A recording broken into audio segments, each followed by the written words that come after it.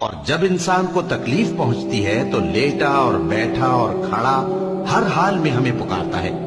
پھر جب ہم اس تکلیف کو اس سے دور کر دیتے ہیں تو بے لحاظ ہو جاتا اور اس طرح گزر جاتا ہے کہ گویا کسی تکلیف کے پہنچنے پر ہمیں کبھی پکارا ہی نہ تھا. اسی طرح حد سے نکل جانے والوں کو ان کے اعمال آراستہ کر کے دکھائے گئے ہیں. اور ابراہیم کے دین سے کون روگردانی کر سکتا ہے بجز اس کے جو نہایت نادان ہو. اور ہم نے ان کو دنیا میں بھی منتخب کیا تھا اور آخرت میں بھی وہ نیک لوگوں میں ہوں گے. خواتین پر اپنے باپ دادا سے پردہ نہ کرنے میں کچھ گناہ نہیں، اور نہ اپنے بیٹوں سے اور نہ اپنے بھائیوں سے اور نہ اپنے بھتیجوں سے اور نہ اپنے بھانجوں سے، نہ اپنی سی خواتین سے اور نہ اپنے باندی غلاموں سے. اور اے خواتین، اللہ سے ڈرتی رہو، بے شک اللہ ہر چیز سے واقف ہے. جو لوگ مال میں جو اللہ نے اپنے فضل سے ان کو عطا فرمایا ہے بخل کرتے ہیں، وہ اس بخل کو اپنے حق میں اچھا نہ سمجھیں. وہ اچھا نہیں بلکہ ان کے لیے برا ہے. وہ جس مال میں بخل کرتے ہیں قیامت کے دن اس کا طوق بنا کر ان کی گردنوں میں ڈالا جائے گا. اور آسمانوں اور زمین کا وارث اللہ ہی ہے، اور جو عمل تم کرتے ہو اللہ کو معلوم ہے. اور جو لوگ کچھ نہیں جانتے یعنی مشرک، وہ کہتے ہیں کہ اللہ ہم سے کلام کیوں نہیں کرتا یا ہمارے پاس کوئی نشانی کیوں نہیں آتی. اسی طرح جو لوگ ان سے پہلے تھے وہ بھی انہی کسی باتیں کیا کرتے تھے. ان لوگوں کے دل آپس میں ملتے جلتے ہیں. جو لوگ صاحب یقین ہیں ان کے سمجھانے کے لیے ہم نے نشانیاں بیان کر دی ہیں.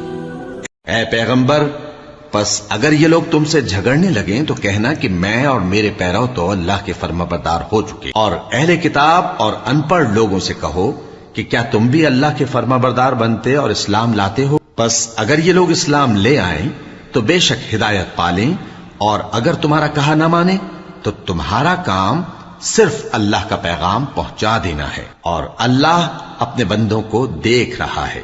اور ان کے دلوں سے غصہ دور کرے گا، اور اللہ جس پر چاہے گا توجہ فرمائے گا، اور اللہ سب کچھ جانتا ہے، حکمت والا ہے.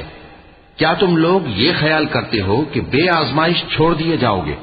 اور ابھی تو اللہ نے تم میں سے ایسے لوگوں کو پرکھا ہی نہیں جنہوں نے جہاد کیا، اور اللہ اور اس کے رسول اور مومنوں کے سوا کسی کو دلی دوست نہیں بنایا. اور اللہ تمہارے سب کاموں سے واقف ہے. مشرکوں کا کام نہیں کہ اللہ کی مسجدوں کو آباد کریں جبکہ وہ اپنے آپ پر کفر کی گواہی دے رہی ہوں. ان لوگوں کے سب اعمال بیکار ہیں اور وہ ہمیشہ دوزخ میں رہیں گے. اللہ کی مسجدوں کو تو وہ لوگ آباد کرتے ہیں جو اللہ پر اور روز قیامت پر ایمان لاتے اور نماز پڑھتے اور زکوٰۃ دیتے ہیں، اور اللہ کے سوا کسی سے نہیں ڈرتے. یہی لوگ امید ہے کہ ہدایت یافتہ لوگوں میں سے ہوں. اور ابراہیم نے اپنے بیٹوں کو اسی بات کی وصیت کی، اور یعقوب نے بھی اپنے فرزندوں سے یہی کہا کہ اے میرے بیٹو، اللہ نے تمہارے لیے یہی دین پسند فرمایا ہے، تو مرنا تو مسلمان ہی مرنا.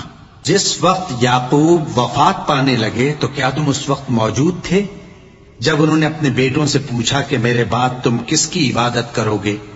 تو انہوں نے کہا کہ آپ کے معبود اور آپ کے باپ دادا ابراہیم اور اسماعیل اور اسحاق کے معبود کی عبادت کریں گے، جو معبود یکتا ہے اور ہم اسی کے حکم بردار ہیں.